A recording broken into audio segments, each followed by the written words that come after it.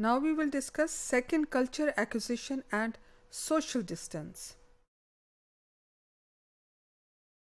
Cultural learning, also called cultural transmission, is the way through which a group of people within a society or culture tend to learn and pass on information. It is important to understand in the context of second language acquisition, because when we are acquiring second language or learning second language, we get exposed to the culture of that language. So in the process of acquiring, there is a possibility that you also get embedded in the culture of that language. So culture of the second language is also acquired. To which degree, that is something which has yet to be determined, but cultural acquisition does take place when second language acquisition takes place. Second is social distance. Social distance refers to the cognitive and affective proximity of two cultures that come into contact with an individual. So when we talk about social distance, it is basically the degree to which people are willing to accept and associate with people from different social background, from different cultural background.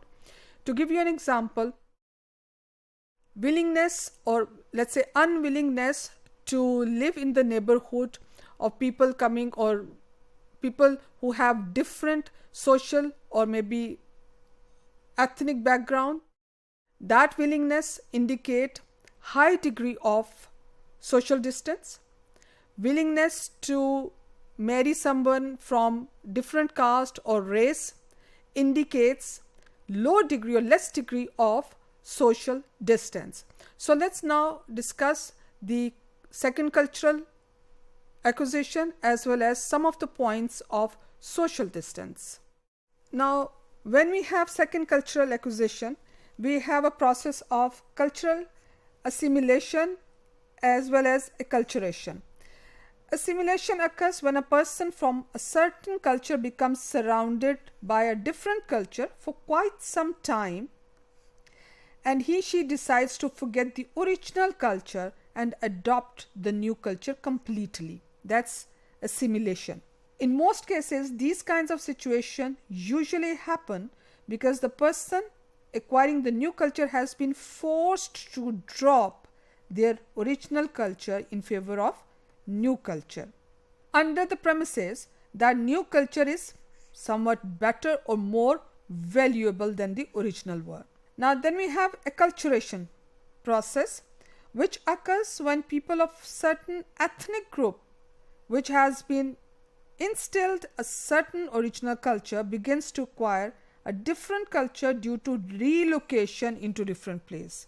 However, they still manage to keep their original culture to some degree. Here we're actually giving up, and here you still maintain the original culture. Now in some cases, people attempt to mix the two cultures, forming a new and different culture altogether, or else subculture is created. Brown's 4 stages of cultural shock have a very key position in this study of second culture acquisition. Now these stages include: the first stage is a period of excitement and euphoria over newness of surroundings. This is basically called a stage of excitement.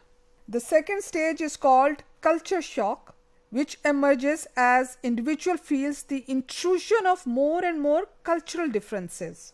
Then you have third stage is tentative recovery. Fourth stage represents full recovery, either assimilation or adaptation, acceptance of the new culture and self-confidence. So these are the 4 stages proposed by Brown. And then we have social dominance, where we see Schumann's parameters, which include dominance, integration, and congruency. Dominance is power relationships across two cultures. Then we have integration, which means the extent to which integration into a second culture is possible.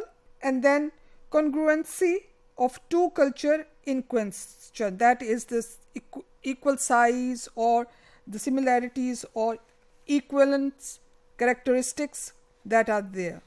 To conclude, it is important to learn culture for learning a second language, and the social distance as an effective construct for learning culture in second language.